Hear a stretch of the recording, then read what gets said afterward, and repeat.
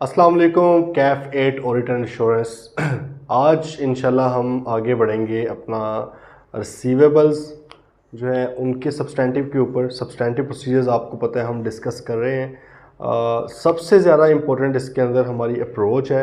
Approach में quickly ज़रा पहले आपको रिवाइज़ करवा दूँ, फिर हम आगे बढ़ते हैं। भाई अप्रोच हमारी ये है कि जब भी हमने सब्सटेंटिव प्रोसीजर्स ड्राफ्ट करने हैं, ऑडिट प्रोसीजर्स ड्राफ्ट करने हैं, हमने सबसे पहले ये देखना होता है कि भाई रिस्क कहाँ पे है, किस रिस्क को हम एड्रेस करना चाह रहे हैं, वो रिस्क कितना बड़ा रिस्क है, उसका जो है इम्पैक्ट वो कितना ज़्यादा है। क्योंकि जितना ज़्यादा रिस्क होगा उतना ज़्यादा हमें एफर्ट अपनी इनपुट करनी पड़ेगी।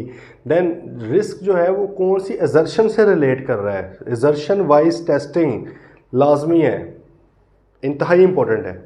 इसके अलावा आपके ऑडिट प्रोसीजर ड्राफ्ट नहीं हो सकते, दैट्स पीरियड। ठीक है, आपने भाई उसको एजर्शन वाइज देखना है कि वो बैलेंस शीट की स्टेटमेंट ऑफ फाइनेंशियल पोजीशन की आइटम है या प्रॉफिट एंड लॉस की आइटम है, तो उसके ऊपर फिर कौन कौन सी एजर्शन के ऊपर रेलिवेंट रिस्क हैं ये देख लिया। थर्ड नंबर पे हमने फिर स्पेशल प्रोसीजर देखने हैं उसके कि यार स्टैंडर्ड में कहीं इसके लिए कुछ स्पेसिफिकली तो नहीं कोई बात की हुई इस एजर्शन के लिए। जैसे कि हमने अभी कल ही पढ़ा है आइजा 501 में स्टॉक टेक एग्जिस्टेंस को आपने किस तरह से देखना है। ठीक है, उसके ऊपर वो कहता है कि भाई आपने स्टॉक टेक परफॉर्म करवाना है, ऑब्जर्व करना है उसको, स्टॉक टेक को वही स्पेशली उसने बता दिया है। तो जब बताया हो तो आपने उसको फॉलो करना है उस रेलेवेंट चीज़ को। और अगर नहीं बताया, आपके माइंड में नहीं कुछ आ रहा, फिर आपने रेलेवेंट प्रोसीजर्स आउट ऑफ दो 7 प्रोसीजर उनमें से सिर्फ मोस्ट रेलेवेंट वन, हाँ सारे के सारे लगा देंगे, गलत हो गया सवाल। कहता है सिर्फ relevant procedure on relevant assertion only, her assertion के ऊपर नहीं, जो एजर्शन के अंदर रिस्क नज़र आ रहा है सिर्फ उसके ऊपर आपने बताना है। हाँ, अब अगर पेपर में क्वेश्चन ओवरऑल आए थे रेवेन्यू के ऊपर ऑडिट प्रोसीजर ड्राफ्ट करें, फिर आपने रेवेन्यू की 6 एजर्शंस के ऊपर लिखना है कि भाईजान इसकी कंप्लीटनेस को हम किस तरह देखेंगे, कौन से प्रोसीजर परफॉर्म करेंगे उन 7 में से, इसके कट ऑफ को किस तरह देखेंगे, ठीक है, इसके आपके एक्यूरेसी को किस तरह से देखेंगे, इसकी क्लासिफिकेशन को, इसके मतलब आपने सारा कुछ फिर करना है उसमें डिस्कस। ठीक है, अच्छा तो भाई हमने प्रोसीजर परफॉर्म किया, अगर उस प्रोसीजर से हमें एविडेंस नहीं मिलता हम फिर कोई ऑल्टरनेट प्रोसीजर परफॉर्म करेंगे, वो भी ऑब्वियसली उन्हीं 7 में से, क्योंकि स्पेशल तो कोई हमारे पास है नहीं। ठीक है, अगर ऑल्टरनेट प्रोसीजर परफॉर्म करके भी हमें एविडेंस नहीं मिलता, फिर हम मैनेजमेंट से डिस्कस करेंगे। मैनेजमेंट भी उसको क्लैरिफाई नहीं करती, क्लियर नहीं करती, हमें एविडेंस नहीं लेकर देती, तो भाईजान it means there is a scope limitation. और फिर अगर स्कोप लिमिटेशन है तो देखेंगे वो मटीरियल है या इमटीरियल है, उसके हिसाब से हम अपनी ऑडिट रिपोर्ट पे इम्पैक्ट देखेंगे आइजा 705 के तहत कि मॉडिफिकेशन कौन सी वाली डलनी है। ठीक है जी, तो ये अभी तक हमें थोड़ा सा इसका बैकग्राउंड पता है। आज बेसिकली हम आगे बढ़ेंगे इंशाल्लाह, ये अप्रोच को फॉलो करते रहें, प्रैक्टिस करते रहें, तो इंशाल्लाह कोई भी मसला किसी भी तरह का नहीं है।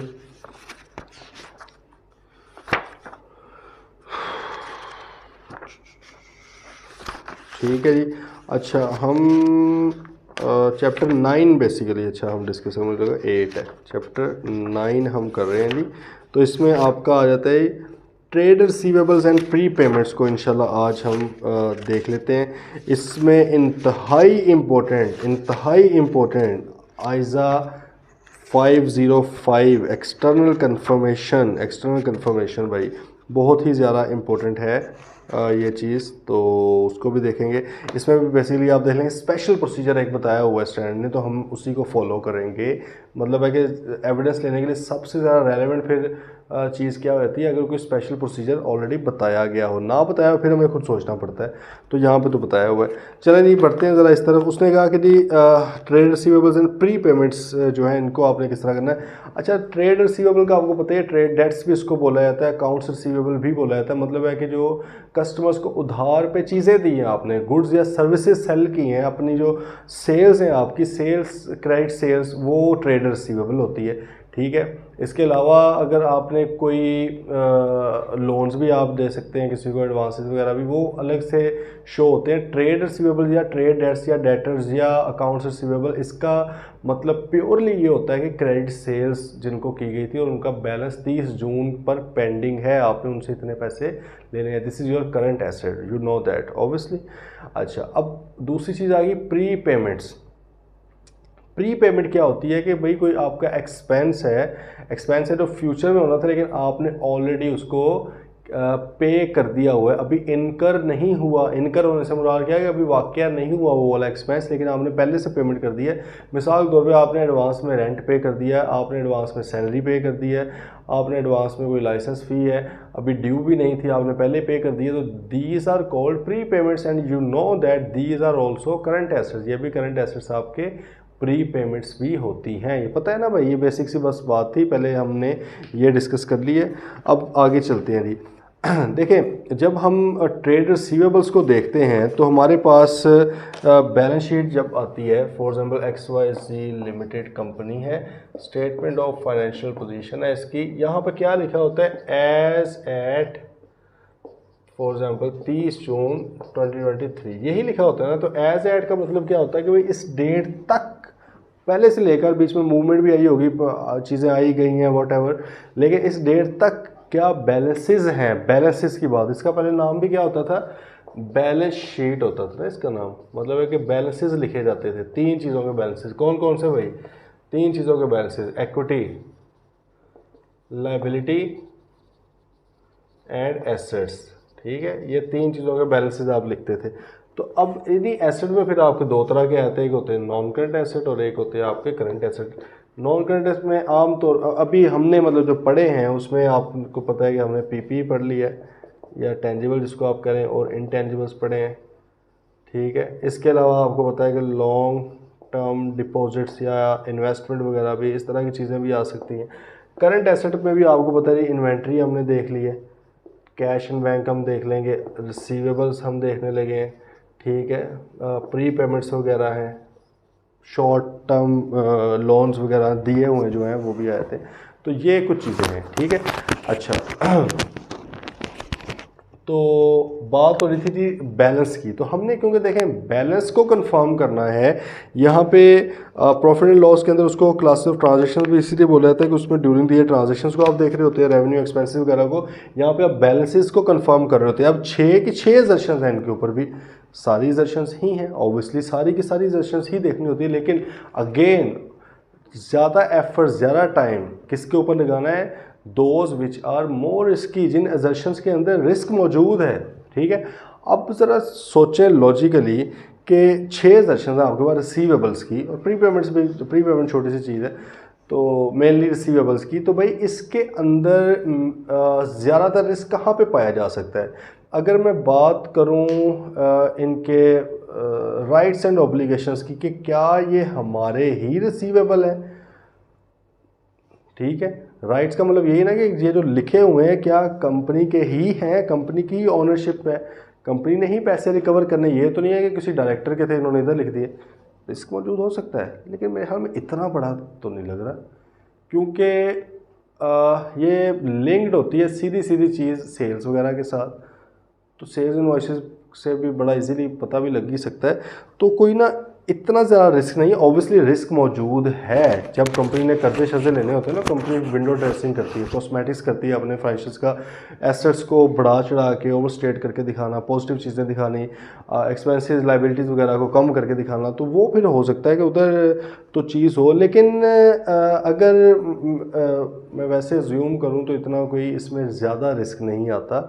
हाँ, इन द गिवन सर्कमस्टांसेस देखते हुए रिस्क हो सकता है सबसे ज़्यादा रिस्क इसमें हो, तो वेरी करता है। लेकिन एज अ जनरल रूल जब हमें वैसे ही हम डिस्कस कर रहे हैं विदाउट एनी बैकग्राउंड और कॉन्टेक्स्ट ऑफ इंफॉर्मेशन, तो so we can say that rights and obligation assertion of trade receivable is slightly less risky. ठीक है, अच्छा फिर हम गए जी प्रेजेंटेशन के ऊपर। प्रेजेंट हमने करना है ऑब्वियसली अकाउंटिंग स्टैंडर्ड्स के मुताबिक।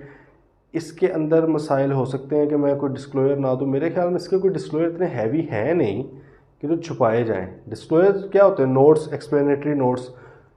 तो अब जैसे फॉर एग्जांपल देखें लीगल एक्सपेंसेस है ना, उधर डिस्क्लोजर वाली बात बड़ी रिस्की है। मुझे पता है कि यार कंपनी के ऊपर अगर कोई केस है तो ये लगता नहीं है, लॉजिकल नहीं लगता है कि कंपनी बिल्कुल ट्रू एंड फेयर व्यू देगी उसका अपने उसमें डिस्क्लोजर्स के अंदर, बिल्कुल सीधी सीधी ट्रांसपेरेंट बात करेगी। नहीं नहीं, मुझे लगेगा यार इसमें ना कोई बात छुपाएगी, उधर रिस्क बड़ा ज़्यादा होता है। इधर ना कोई ख़ास है नहीं। लेकिन आपको पता है कि फाइनेंशियल इंस्ट्रूमेंट है ट्रेड रिसीवेबल भी, इसकी इम्पेयरमेंट भी होनी होती है, ठीक है। तो ECL मॉडल वगैरह आपको आइडिया होगा, तो या अभी नहीं भी है तो फिर छोड़ें, पता नहीं आपके सिलेबस में है या नहीं, आगे जाके तो आना ही है। अच्छा, तो इसकी इम्पेयरमेंट वगैरह भी, इसकी प्रोविजन, बेसिकली प्रोविजन की बात अगर कर लें आसान अल्फाज में, वो भी रिकॉर्ड होनी होती है, तो वो भी डिस्क्लोजर्स तो हैं। तो काइंड ऑफ थोड़ा सा है रिस्क, ज़्यादा तो नहीं लग रहा लेकिन है। क्लासिफिकेशन, अच्छा क्लासिफिकेशन में ज़्यादा रिस्क नहीं है इसका, क्योंकि ट्रेड रिसीवेबल ऑब्वियसली आमतौर पे यही होते हैं 90 दिन, 120 दिन में, 30-40 दिन में, जो भी आपका साइकिल है उसके अंदर हो जाते हैं, तो क्लासिफिकेशन ज़्यादा रिस्की नहीं है। इसकी अगर बात की जाए वैल्यूएशन की, वैल्यू इसकी, ये रिस्क हो सकता है कि वैल्यू सही नहीं है, क्योंकि वैल्यू के अंदर प्रोविजन भी आनी है। आपको पता है ना कि बैलेंस शीट के अंदर जो फेस पे आ रही होती है ट्रेड रिसीवेबल की वैल्यू, वो नेट ऑफ प्रोविजन होती है, इफ़ एनी। अगर कोई प्रोविजन हो तो वो उसमें से लेस हो के आती है। तो इसका मतलब कि भाई वैल्यूएशन के अंदर मसला हो सकता है। क्यों? Because provision is an estimated amount, वो एस्टिमेटेड अमाउंट है भाई, और estimates may be unreasonable, estimates may differ from actual position, सही है, वो एक्चुअल पोजीशन से बिल्कुल अलग हो सकते हैं, और इसलिए पूरा स्टैंडर्ड है ऑडिटिंग दी काउंटिंग एस्टिमेट्स आइजा 540, ठीक है। वो कहता है काउंटिंग एस्टिमेट्स को भी आपने रीजनेबलनेस उनकी असेस करनी है। तो सर वैल्यूएशन के अंदर रिस्क है। अच्छा, existence is the most risky area of receivables, बहुत रिस्की एरिया है भाई, कि ये जो लिखे हुए हैं ये असल में एग्जिस्ट भी करते हैं या नहीं, असल में है भी ये रिसीवेबल या नहीं। ओवर स्टेट करके तो नहीं लिखा होगा, क्योंकि पॉजिटिव चीज़ है, ओवर स्टेट करती हैं कंपनीज, ठीक है, विंडो ड्रेसिंग करती हैं, थोड़ी अपनी इसकी कॉस्मेटिक्स करती हैं, फाइनेंशियल स्टेटमेंट्स की बढ़ा चढ़ा के, स्पेशली इफ़ सीन एनालिटिकली, अगर आप इसको एनालिटिकली देखें तो अगर दूसरी तरफ कंपनी लोन ले रही है या कंपनी के लोन की रीस्ट्रक्चरिंग हो रही है, देखें ऑब्वियसली ये आपको सिचुएशन के अंदर रिस्क यहाँ से तो निकालने पड़ते हैं कि यार उधर लोन भी कंपनी ले रही है, इधर सेल्स आपकी 10% बढ़ी है, आपके 30% रिसीवेबल बढ़ गए, कहीं लोन दिखाने के लिए तो नहीं है सारा कुछ हो रहा, ठीक है, कोरोबोरेटिंग कर रही है आपस में रेशोज़, तो आप उधर से, तो खैर एग्जिस्टेंस का बड़ा रिस्क है। कंप्लीटनेस का रिस्क एज सच ज़्यादा नहीं है, ज़्यादा नहीं है, क्योंकि वही बात है कि कुछ चीज़ें होती है ना उनके अंदर होता है आम, तो एक डिफ़ॉल्ट क्या चल रहा होता है, डिफ़ॉल्ट रिस्क क्या होता है, तो इसके अंदर डिफ़ॉल्ट ये होता है कि लोग इनको ओवर स्टेट करके दिखाना चाहते हैं, अंडर स्टेट करके आम तौर पे नहीं दिखाना चाहते, अनटिल और unless we have found some context, some information जो कि सजेस्ट कर रही है कि भाई क्लाइंट के लिए बेहतर यही है कि वो अंडर स्टेट करे। अदर देन दैट, जिस तरह पाकिस्तान में रेवेन्यू को मोस्ट ऑफ द केसेस में क्या किया जाता है, अंडर स्टेट किया जाता है, कम दिखाया जाता है क्योंकि टैक्स चोरी करना है, ठीक है। लेकिन हो सकता है कि सिचुएशन ऐसी हो कि उसके अंदर ओवर स्टेट, जैसे बैंक से कर्जा लेना है उधर ओवर स्टेट भी आ सकता है, तो ये हमें सिचुएशन में देखना पड़ता है। लेकिन जो बाय डिफ़ॉल्ट है ना, जनरली पाया जाता है, वो कंप्लीटनेस का मसला होता नहीं है कि जी कोई रिसीवेबल पड़ा हुआ है लिखा नहीं है, वो कहते नहीं लिखो यार ओवर स्टेट, इसको तो हम उधर से ओवर स्टेट करना चाह रहे हैं, अब चलो ओवर स्टेट छोड़ो, कम से कम एक्चुअल तो लिखे ना, तो कम होता है रिस्क, हो सकता है। अच्छा, अब देखें, ये हमने पहले डिस्कस किया है, क्यों इसके ऊपर 8-10 मिनट लगाए हैं, ताकि हमें बिल्कुल क्लियर हो कि हम किस डायरेक्शन में जाना चाह रहे हैं। हमारे लिए यहाँ पे सबसे ज़्यादा अहम एग्जिस्टेंस और वैल्यूएशन है, एग्जिस्टेंस और वैल्यूएशन है। एग्जिस्टेंस और वैल्यूएशन को मद्देनज़र रखते हुए स्टैंडर्ड ने आइजा 505 ने एक्सटर्नल कन्फर्मेशन का एक प्रोसीजर निकाला है। बेसिकली मैं उधर को आ रहा हूँ, एक्सटर्नल कन्फर्मेशन के ऊपर मैंने पहले ही बड़ी बार बात की और मैं बड़ा फ़ैन हूँ इस प्रोसीजर का, क्योंकि याद करें आइजा 500 में हमने पढ़ा था रिलायबिलिटी ऑफ ऑडिट एविडेंस, कि आप किस तरह से देखते हो कि कोई ऑडिट एविडेंस रिलायबल है या नहीं। उसके अंदर हमने कहा था एक्सटर्नली अगर आ रहा है तो वो ज़्यादा रिलायबल है as compared to internally generated. फिर हमने कहा कि भाई अगर डॉक्यूमेंटेड फॉर्म में है तो फिर ज़्यादा है ओरल वर्बल की निस्बत, मतलब ठीक है। फिर हमने कहा कि अगर ओरिजिनल फॉर्म में है फ़ोटोकॉपी की बजाय तो फिर ये ज़्यादा अहम है, और अगर ऑडिटर को डायरेक्टली रिसीव हो रहा है किसी मिडल मैन के थ्रू नहीं हो रहा जो हैंकी पैंकी बीच में करे, तो फिर भाई इसके अंदर 4 चीज़ें पाई जा रही हैं वो वाली। एक्सटर्नल कन्फर्मेशन आप बाहर वाले बंदे को भेजते हो, एक्सटर्नल कन्फर्मेशन आप डायरेक्ट अपने पास मंगवाते हो, डायरेक्ट, इसका नाम ही डायरेक्ट एक्सटर्नल कन्फर्मेशन है। अगर ये डायरेक्ट नहीं हुई तो ये तो डेफिनेशन के ऊपर पूरा नहीं उतरती, ठीक है। डेफिनेशन के अंदर लिखा हुआ है कि डायरेक्टली आनी चाहिए ऑडिटर के पास, ठीक है। फिर ओरिजिनल फॉर्म में आनी चाहिए, असल ओरिजिनल जो उसकी होती है वो होनी चाहिए, ठीक है। तो भाई ये जो चीज़ें हैं ये सबसे ज़्यादा पाई जा रही हैं इस प्रोसीजर के अंदर, तो बड़ा ही तगड़ा एविडेंस है। प्रोसीजर भी है और प्रोसीजर के सूरत में ऑब्वियसली आपको जो एविडेंस मिला बड़ा ही तगड़ा है। तो अब ये 2 चीज़ें कर रहा होता है वेरीफाई। एग्जिस्टेंस आपकी, यहाँ पर रिसीवेबल लिखा हो रही XYZ लिमिटेड से 50 लाख रुपए लेने, चलो जी इसको कन्फर्मेशन ज़रा भिजवाते हैं, अल्लाह करे भेज दे। ये भी आगे पढ़ेंगे कि क्या लाजमी है कि अल्लाह भेजे आपको। ये जो आपका क्लाइंट है ये तो चलो इसका तो आप ऑडिट कर रहे हैं, इसने तो आपके साथ एक वादा किया हुआ है अनरिस्ट्रिक्टेड एक्सेस टू इन्फॉर्मेशन आइजा 210 के मुताबिक। क्लाइंट का जो क्लाइंट है वो कहेगा भाई तुम मामा लगते हैं, मतलब ऑडिटर को कहेगा मेरा आपको क्या ताल्लुक है, मैं नहीं करता आपको रिप्लाई, क्या कर लेंगे। बात है ये समय ये हम देखेंगे सारा कि एक्सटर्नल कन्फर्मेशन जितनी तगड़ी चीज़ है ना, तो ये इसका इफ़ेक्टिवली एक्सरसाइज होना या मिल जाना ये भी उतना ही मुश्किल है, ठीक है। जितना ज़्यादा रिस्क होगा ना वो क्लाइंट अंदर खाते ही कॉल कर देगा, रहन दे यार दफ़ा कर, ये कौन सा तुम्हारा कुछ कर सकते हैं। लेकिन हम यहाँ पे क्योंकि एक पॉजिटिव साइड देख रहे हैं, अगर हमें मिल जाए तो क्या मज़ा आ जाए, तो मज़े बड़े आने हैं इंशाल्लाह। तो भाई एग्जिस्टेंस को किया जा सकता है कि भाईजान ये XYZ लिमिटेड से लेने, इसको ज़रा भेजे, कंफर्मेशन वेरीफाई हो जाएगा कि यार कितना है। अच्छा, एक्सटर्नल कंफर्मेशन सिर्फ और सिर्फ रिसीवेबल के लिए नहीं होती, ये मतलब हम क्योंकि पढ़ रहे हैं वो वाला एरिया तो इसलिए इस पर ज़्यादा जोर दिया जा रहा है। अदरवाइज़ बैंक के लिए भाई स्टैंडर्ड इवन कहता है कि भाई बैंक के लिए, बैंक बैलेंस को देखने के लिए सबसे ज़्यादा इम्पोर्टेंट प्रोसीजर ये है। रिसीवेबल के लिए वो ये नहीं कहता सबसे ज़्यादा है, उसे सिर्फ एक्सटर्नल कन्फर्मेशन बताई हुई है, हमने खुद समझ के ज्यूम किया कि यार चलो जी ये तो रिसीवेबल में भी चल सकती है, क्योंकि हमने प्रोफेशनल जजमेंट अपनी अप्लाई की कि यार ये फला चीज़ हो रही है, जर्शन तो हमारी वेरीफाई हो रही है, तो क्यों ना इसको रिसीवेबल में, पेएबल में, ठीक है। इवन लीगल एक्सपेंसेस के लिए भी, वो हालांकि बैलेंस भी नहीं है, लीगल एक्सपेंसेस वो तो एक्सपेंसेस का पार्ट है, तो हम उधर भी लीगल एडवाइज़र को भेज देते हैं। जब भी हमें इंक्वायरी करनी होती है हम एक्सटर्नल कन्फर्मेशन भेज देते हैं। इसका मतलब है कि एनी प्रोसीजर, सही है, कोई भी procedure is not confined to a set of accounts, वो एक सेट ऑफ अकाउंट्स तक नहीं है। मतलब आप कहीं एक्सटर्नल कन्फर्मेशन सिर्फ बैंक के लिए, सिर्फ रिसीवेबल नहीं भाई, जहाँ पे आपको मुनासिब लग रहा है कि that is a suitable, that is a relevant audit procedure, you can perform it, simple. Existence, valuation, देखिए रिसीवेबल की वैल्यूएशन के क्या ये सही वैल्यू के ऊपर आए हुए हैं, इसमें 2 चीज़ें अहम थी। एक तो है जी उसकी ग्रॉस रिसीवेबल्स, जो असल में रिसीवेबल का बैलेंस है, फिर एक था प्रोविजंस। अब प्रोविजंस जो है ये तो एक्सटर्नली ना वेरीफाई करवा सकते हैं, बाहर वाले को पूछे हाँ यार कंपनी इतने % प्रोविजन रखना चाहिए, ये तो नहीं हो सकता ऑब्वियसली। ये तो आपका एस्टिमेट है, क्लाइंट का एस्टिमेट है, अकाउंटिंग एस्टिमेट है, IAS 37 के मुताबिक प्रोविजन रिकॉर्ड करता है, ठीक है। और अब तो फाइनेंशियल इंस्ट्रूमेंट IFRS 9 के तहत भी वो नेट ऑफ भी करता है रिसीवेबल के साथ, IAS 1 भी कहता है नेट ऑफ करने का। खैर तो भाई प्रोविजंस के ऊपर तो नहीं, लेकिन ग्रॉस रिसीवेबल की वैल्यू तो कंफर्म हो रही है ना उनसे, एग्जिस्टेंस भी कंफर्म हो रही है कि यार ये बैलेंस हो रहा है। और साथ ही अगर फॉर एग्जांपल हमने XYZ लिमिटेड को लिखा थी कि आपने 50 लाख रुपए इस कंपनी के देने, इतने ही, वो आगे से भेज दे 45 लाख देने हैं, भाई मैंने तो वैल्यूएशन होगी कंफर्म, तो भाई 50 नहीं है फिर 45 है।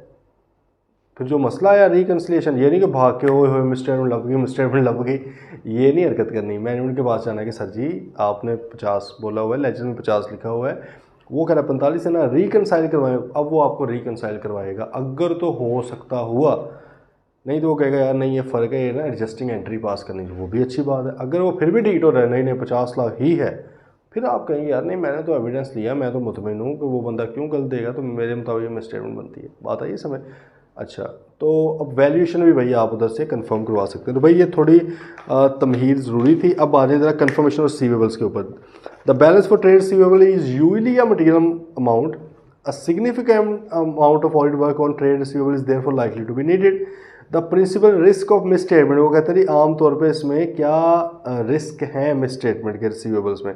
तो सबसे पहले उसने कहा रिसीवेबल बीइंग इररिकवरेबल, एक बहुत बड़ा रिस्क ये है कि रिसीवेबल रिकवर ही नहीं होने, मुझे आने ही नहीं है कंपनी को वापस। तो वैल्यूएशन का मसला है भाई, ज़्यादा लिख के बैठे हुए हैं, अमाउंट इतनी लिखी हुई है, सारी की सारी अमाउंट रिकवर होने के चांसेस नहीं है। फिर आ गया receivables being contested by customers, being contested by customer, basically वो ये कह रहा है कि क्या ये एग्जिस्ट करते भी हैं या कस्टमर कह रहे हैं कि भाई नहीं ये तो है ही नहीं, उसके एग्जिस्टेंस के ऊपर मसला है, या कस्टमर कहता है भाई देने तो हमने इसको तो नहीं देने, ये तो हमने इसके डायरेक्टर को देने, किसी और को देने, मतलब राइट्स एंड ऑब्लिगेशन का भी मेनली एग्जिस्टेंस, ठीक है। देन वो कहते हैं कट ऑफ का मसला भी हो सकता है, cut off between goods outward and receivable recording being incorrect, the cut off assertion income statement की है, that has a knock on effect to the audit of trade receivables, ठीक है। उसने कहा उसका इफेक्ट इधर भी लग रहा है। देखो कट ऑफ की एजर्शन जो है बैलेंस शीट की एजर्शन नहीं है, अकाउंट बैलेंस की एजर्शन नहीं है, लेकिन क्योंकि रिसीवेबल सेल्स के बगैर तो बन ही नहीं सकते, रिसीवेबल तो बेसिकली सारी क्रेडिट सेल है ना, तो इसका ना फिर उधर से भी कोई ना कोई ताल्लुक लिंक बन रहा है। ये ना हो कि वहाँ पे जो सेल्स रिकॉर्ड हुई है अगले साल वाली अभी रिकॉर्ड कर ली है, इस वाली अगले साल में रिकॉर्ड कर ली है क्रेडिट सेल, तो भाई रिसीवेबल भी तो ऊपर नीचे हो जाएंगे ना। बात आ रही कर रहे हैं फॉलो या नहीं, ये चीज़ें लिंक हो रही हैं, उधर वाली इधर, इसके साथ सेल्स का रिसीवेबल के साथ डायरेक्ट रिलेशन है, परचेजेस का इन्वेंट्री के साथ डायरेक्ट रिलेशन है, ठीक है। तो इन्वेंट्री में भी फिर हम कट ऑफ टेस्टिंग भी परफॉर्म करते हैं, बेसिकली परफॉर्म कर रहे होते हैं परचेजेस वाले फील्ड में, लेकिन उधर से हमें एविडेंस साथ इन्वेंट्री का मिल रहा होता है कि भाई लास्ट इन्वेंट्री इसमें कौन सी एंटर हुई है, ठीक है जी। Because assets are typically tested for overstatement, या देखो टिपिकली जनरली वो कहता है ऑब्वियसली दूसरी हो सकती है, जैसे हमने बात की कि आम तौर पे ओवर स्टेट किए जाते हैं, इसलिए completeness assertion is less relevant. लेकिन ये पक्का इसको रट्ठा नहीं मार के बैठ जाना सही है कि भाई कंप्लीटनेस कभी भी नहीं देखनी है। भाई उसने अगर क्वेश्चन में सीन ऐसा कुछ बना दिया तो वहाँ पे आपको कंप्लीटनेस भी देखनी पड़ सकती है कि यार ये यहाँ पे रिस्क है कि ये तमाम के तमाम रिसीवेबल दिखा ही नहीं रहा, ठीक है। तो फॉर एग्जांपल एक सिनेरियो बना लेते हैं, एक कंपनी अब बिकने जा रही है, सेल होने जा रही है।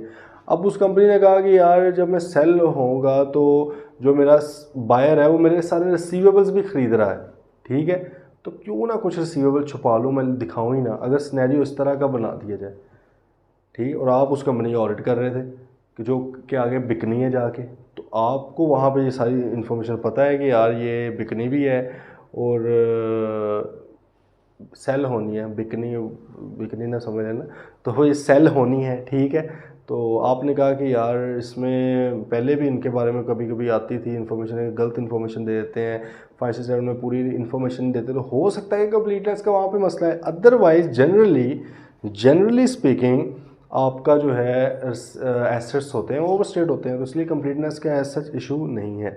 अच्छा, an important audit technique for trade receivable is direct confirmation of balance. देखो उसका नाम ही डायरेक्ट कन्फर्मेशन है, डायरेक्ट कन्फर्मेशन ऑफ बैलेंसेज। इसको सर्कुलराइजेशन भी कहते हैं, सर्कुलेट करना। सर्कुलेट का पता है ना, वो जैसे वो आपने कंपनी लॉ में पढ़ा होगा, स्पेशल रेजोल्यूशन होती है और सर्कुलेशन के थ्रू भी पास करवाई जा सकती है आगे आगे भिजवा के। तो डायरेक्ट एक्सटर्नल कन्फर्मेशन भी सर्कुलेट की जा सकती है। सर्कुलेट से मुराद अब ये इस तरह घुमानी नहीं होती, ये सिंपल ही होता है कि आपने एक बनानी है कन्फर्मेशन, ठीक है, ये मैं आपको भेजूंगा भी, ठीक है, इसका फॉर्मेट कि किस तरह की कन्फर्मेशन हो सकती है। फॉर्मेट आप कोई भी यूज़ कर सकते हैं, बेसिकली होता है कि उसमें जो इन्फॉर्मेशन आप लिख रहे हैं, कंटेंट लिख रहे हैं, क्या उससे आपको एविडेंस मिल रहा है या नहीं मिल रहा। अच्छा, तो बैंक्स को भेजी जाती है रिसीवेबल्स पेबल्स वगैरह को, लीगल एडवाइजर्स को भेजी जाती है, टैक्स एडवाइजर्स को भेजी जाती है। अगर कोई टैक्स एडवाइज़र और है उनका आपकी फर्म नहीं है तो उनको भी भेज सकते हैं। अच्छा, तो इसमें आप फिर सर्कुलेट करते हैं, बनाते हैं, क्लाइंट से परमिशन लेते हैं, ऑब्वियसली क्लाइंट की अथॉरिटी के बगैर। अगर आप सिंपल किसी कस्टमर को भेजते हैं, यदि मुझे उस क्लाइंट का बताओ, कहेगा भाई तुम क्यों बताऊँ तुम्हें, कॉन्फिडेंशियल इन्फॉर्मेशन है, मैं क्यों बताऊँ आपको क्या बैलेंस है। या लीगल एडवाइज़र को भेज दें कि मुझे बताओ बस उसका, तो इसलिए आप ऑथोराइज़ करवाते हैं क्लाइंट से भी, ठीक है, फिर वो आप उसको भिजवाते हैं। अच्छा जी, उसने कहा direct confirmation involves asking customers. अब यहाँ पे हम अगेन, क्योंकि यहाँ पे हम रिसीवेबल्स पढ़ रहे हैं, तो प्लीज़ रिसीवेबल्स की हद तक इसको समझना है। जब हम पेबल पढ़ेंगे वहाँ पे भी कन्फर्मेशन है, उसको उस एंगल से बता रहा हूँ, क्योंकि ये एक बार ना एक जब हम पढ़ते थे ना तो उस वक्त भी एक स्टूडेंट हमारा फेलो ही होता था, वो उसका पक्का ज़हन हो गया था कि भाई ये होती, क्योंकि मुझे याद है कि वो क्वेश्चन आया था बैंक स्टेटमेंट का, बैंक बैलेंस का, कि उसको आपने किस तरह वेरीफाई करना। तो आके बाहर बात अब कर रहे हैं, डिस्कस कर रहे हैं, तो मैंने कहा यार एक्सटर्नल कन्फर्मेशन, फिर वो लिखी है उस पर, फिर क्या लिखा, अभी आगे जाके पढ़ेंगे, पॉजिटिव होती है नेगेटिव होती है वो सारा कुछ। कहते नहीं नहीं वो तो रिसीवेबल के लिए नहीं होती बस। तो ये हरकत नहीं करनी प्लीज़। मुझे बड़ी, मैं तो खैर हैरान ही हुआ था। पास तो मेरे ख्याल में वो हो ही गया था किसी और वजह से, बाकी चीज़ें सही हो गई होंगी। Direct confirmation involves asking customers to provide written confirmation direct to the auditors of their account balance with the client entity. हम कहते हैं कि भाई हमने तो, हमारे अकाउंट में तो लेजर में रिसीवेबल आ रहा है, आपके अकाउंट में पेएबल आ रहा होगा, तो भाई देखें जरा कितना पेएबल आ रहा है। Written confirmation by customers can normally be taken as a high quality audit evidence, से हम पहले ही बात कर चुके हैं, ठीक है, because it's a strong source of return external audit evidence. में चारों पॉइंट वो लिख लो आप, रिटर्न है, डॉक्यूमेंटेड है, एक्सटर्नल है, डायरेक्ट है, ओरिजिनल है, 5 पॉइंट हो गए बल्कि, सही है। तो भाई ये आपके सारे रिलायबल इसको बनाते हैं। However the reliability of this depends on 2 factors that are not entirely within the auditor's control. लेकिन वो कहते हैं इसके जो रिलायबिलिटी है ना, कितना रिलायबल है, ये 2 चीज़ों पे है जो कि ऑडिटर के कंट्रोल में नहीं है। वो 2 चीज़ें कौन सी है? पहले नंबर पे, a large proportion of the customer who are asked to provide return confirmation should do so. उन्हें करनी चाहिए कंफर्मेशन प्रोवाइड, लेकिन क्योंकि customers are not obliged to provide confirmation and some time and effort may be required to get sub customers to provide the information required. हाँ वो देखो कहते हैं भाई आप क्लाइंट का ऑडिट करने आए, क्लाइंट का ऑडिट थोड़ी करने आए, वो क्यों आपको दे कंफर्मेशन, बिला वजह क्यों एफर्ट करें, वो से बनाए, आपको कोरियर करवाए, 400-500 रुपया कोरियर पे लगाए, आप बेशक उसमें फिर कोशिश करें कि उनको साथ वो, जैसे पहले ज़माने में चलता था कि पोस्ट भेज देते ना, वो क्या टिकट्स होती थी, ठीक है, पोस्टल स्टैम्प्स होती थी, वो लगवा देते थे कि भाई ये पैसे हम ही पे करेंगे, हमने आपको भेज दिए इसी के साथ। या अभी भी आप उनको ऑप्शन दे सकते हैं कि यार आप पोस्ट पेड भिजवा दें, हम पैसे पे कर देंगे। मतलब इस तरह एफर्ट करें ताकि वो भेजें भी, इनकरेज करें उनको, लेकिन still they are not obliged to reply. वो ज़रूरी नहीं है रिप्लाई करें, कोई कानून नहीं कहता कि वो आपको रिप्लाई करे। ये तो आउट ऑफ कट से ही है कि वो कर देते हैं, या आपके क्लाइंट के कहने पे वो कर देते हैं। और आमतौर पे जहाँ पे फटा होता है ना पैसों का, ठीक है, जहाँ पे फेक लिखे होते हैं इस तरह, और कस्टमर कहता है लिख लो अपने में, लेकिन मैं ना कुछ कंफर्म नहीं इसको करूँगा, ठीक है, एवं आप इसकी बेस पर बाद में मेरे से मांगने लग जाओगे, या तुमने तो एग्रीमेंट पे इसमें लिखा हुआ है एक डॉक्यूमेंट पे, तो क्लाइंट कहता है दफ़ा कर यार, तुझे कोई ज़रूरत ही नहीं रिप्लाई करने की, ठीक है, तो क्लाइंट ही मना कर रहा होता है। ये भी प्रैक्टिकली देखी जाती हैं चीज़ें। और जहाँ पे हो ना बिल्कुल सही, क्लाइंट भाग के जाके खुद आगे ले आता है, क्लाइंट का कस्टमर है, कस्टमर ने पैसे देने क्लाइंट को, क्लाइंट कहता है यार मैं लेके आता हूँ, इससे क्या मसला है, ठीक है जी। तो मतलब क्लाइंट उसको कह देता है, आती डायरेक्ट ऑडिटर के पास ही है। अच्छा जी, एक तो ये मसला। दूसरा उसने कहा some customer may provide written confirmation without properly checking the details. या कई बार क्या होता है, आप अगर ये अभी हम आगे जाके पढ़ेंगे नेगेटिव कन्फर्मेशन और पॉजिटिव कन्फर्मेशन, उसमें कंटेंट का फ़र्क होता है, कंटेंट आप किस तरह से लिख रहे हो। तो कई बार होते हैं कि जी आपने अगर कोई बैलेंस लिख कर भेजा कि यार हमारे अकाउंट में इतने बैलेंस आ रहे हैं, आप बताएं, वो कहते हैं यार दफ़ा कर यार, इसकी कोई अमीज़ नहीं, साइन कर दो भाई इतना ही है, चलो, खुद कुछ चेक ही नहीं किया, तो फिर वो फ़ायदा क्या हो उसका। तो कहते हैं ये 2 मसाइल हैं जो कि ऑडिटर के कंट्रोल में नहीं है। मतलब है कि ऑडिटर किस तरह से कस्टमर से ज़बरदस्ती ले, या किस तरह से ये इंश्योर करेगा यदि कस्टमर लाजमी तौर पे देख भी रहा है, डिटेल्स चेक करके दे रहा है, उसका भी एक तरीकाकार है, वो हम आगे पढ़ लेंगे। वो तरीकाकार ये होता है कि बैलेंस खुद लिखो ही ना, ओपन छोड़ दो, अगले को कहो यार आप बैलेंस लिखो। लेकिन अब इसका फिर जो रिस्पॉन्स की परसेंटेज बड़ी कम होती है कि अगला बंदा एफर्ट बिल्कुल ही नहीं करता ना।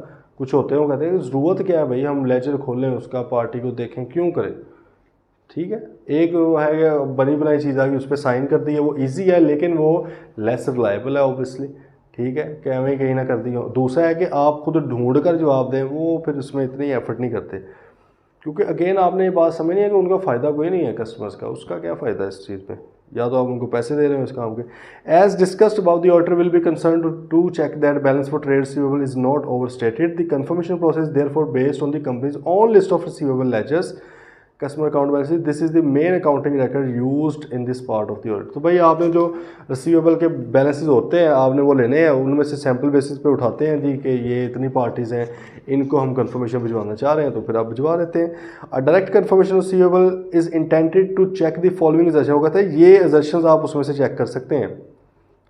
एग्जिस्टेंस चेक हो जाएगी, सिंपल, ठीक है, कि लिखा हुआ है कि वाकई है भी, वैल्यूशन उसकी चेक हो जाएगी, वैल्यू का पता लग जाएगा, राइट्स का पता लग जाएगा। जाहिर अगर अगला बंदा रिप्लाई कर रहा है आपको, इसका मतलब है कि आपने के ही उसने पैसे देने हैं, राइट है आपका। इसी तरह फिर आपका जो है एक्यूरेसी, वैल्यूएशन एंड एलोकेशन के लिए वो सही अमाउंट के साथ बिल्कुल एक्यूरेटली रिकॉर्ड हुए हैं, ये पता चल जाता है। ठीक है जी, कोई मसला किसी तरह का? आइज़ा 505 क्या कहता है? आइज़ा 505, ठीक है। ये हम अक्सर इसका ज़िक्र करते रहें, ज़िक्र खैर करते रहें, बड़ा एक अच्छा स्टैंडर्ड है। आइज़ा 505 वो कहता है कि ये आइज़ा 505 आपका कंफर्मेशन प्रोसेस को कवर कर रहा होता है। ये एक ज़्यादा रिलायबल आपका है एविडेंस है। रिक्वायरमेंट्स क्या हैं जी, क्या चाहता है आइज़ा 505? आइज़ा 505 चाहते हैं दी ऑडिटर शुड मेंटेन कंट्रोल, कहता है उसका कंट्रोल होना चाहिए ओवर एक्सटर्नल कंफर्मेशन रिक्वेस्ट। जो एक्सटर्नल कंफर्मेशन रिक्वेस्ट है, रिक्वेस्ट ही है ना जो आप रिक्वेस्ट करें कस्टमर को, उसके ऊपर उसका कंट्रोल होना चाहिए। क्योंकि अगर ये कंट्रोल ना हुआ और बीच में क्लाइंट इन्वॉल्व हो गया इन दैट सेंस के वो अपनी मर्ज़ी से बैलेंसेस लिखवा रहा है, तो भाई फिर फ़ायदा कोई नहीं है।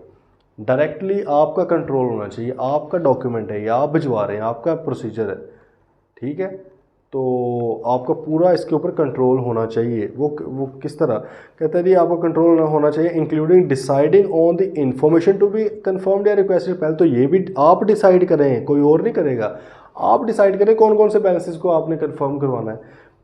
सिलेक्टिंग द कंफर्मिंग पार्टी, ये आप डिसाइड करेंगे कि भाई मैं किस पार्टी से इसको कंफर्म करवाना चाह रहा हूँ। मतलब है कि रेलेवेंट पार्टी जो उसको सीईओ से मैंने करवाना है या सीएफओ से, आमतौर पे ऑब्वियसली सीएफओ या फाइनेंस मैनेजर वगैरह उससे कंफर्म करवा रहे होते हैं, रेलेवेंट बंदे से करवाएंगे ना, ठीक है। या कई बार होता है कि डिपेंड कर रहा होता है एंट्री किस तरह की, कुछ एंट्रीज होती हैं वो कहती हैं वो सेल्स डिपार्टमेंट जो है वही, क्योंकि डायरेक्ट डील करता है, पैसे बेशक अकाउंट्स वालों को पता होंगे, लेकिन वो कहते हैं यार मुझे आप पूछें, मैं खुद पता करके अपने कस्टमर का बताऊंगा, ठीक है। तो वो क्योंकि उनका एसेट होता है। ये जो वैसे ना सेल्स वाले जो हैं लोग होते हैं सेल्स डिपार्टमेंट के, सेल्स या मार्केटिंग के, इनका सबसे बड़ा एसेट ही इनके कस्टमर्स हैं, इनकी नेटवर्थ है वो, ठीक है। ये अगर एक जगह से छोड़कर जॉब दूसरी जगह जाते भी हैं ना, तो ये भाई अपने कस्टमर्स उनके साथ रहते हैं, उसी की बेस पर उनकी सैलरियाँ भी आगे लगती हैं।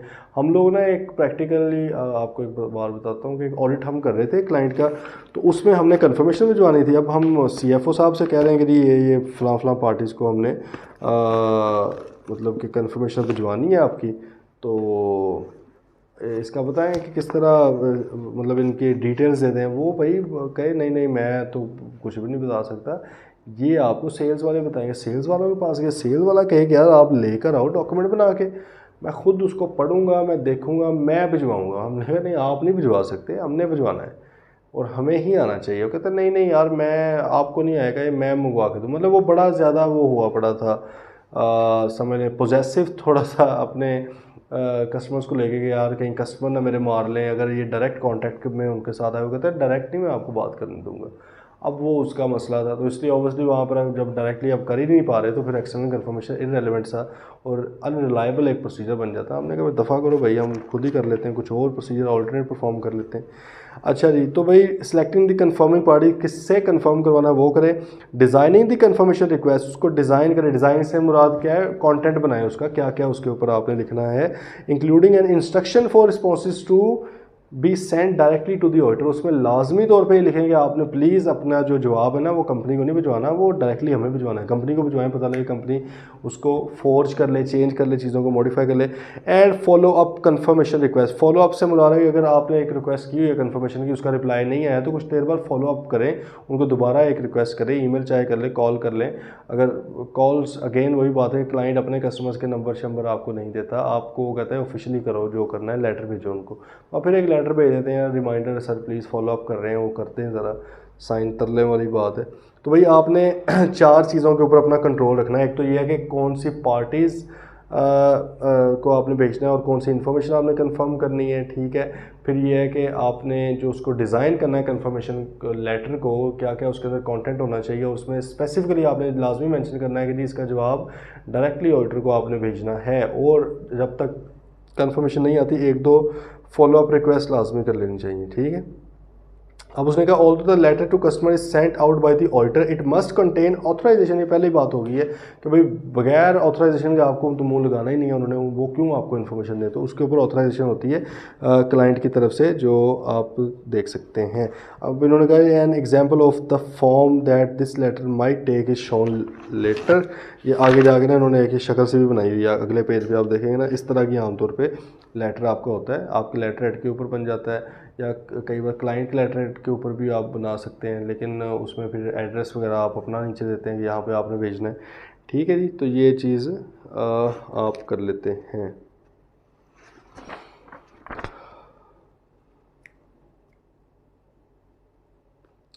अच्छा, अब ये ना आगे फिर कल पढ़ेंगे कि जो रिजल्ट्स आते हैं जी आगे से, various requirements are set out in relation to the results of the external conformation.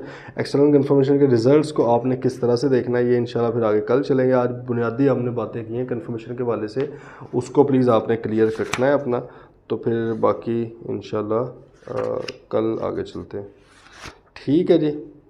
चलें, ओके, फिर कल मिलते हैं इंशाल्लाह। टिल देन टेक केयर, अल्लाह हाफ़िज़।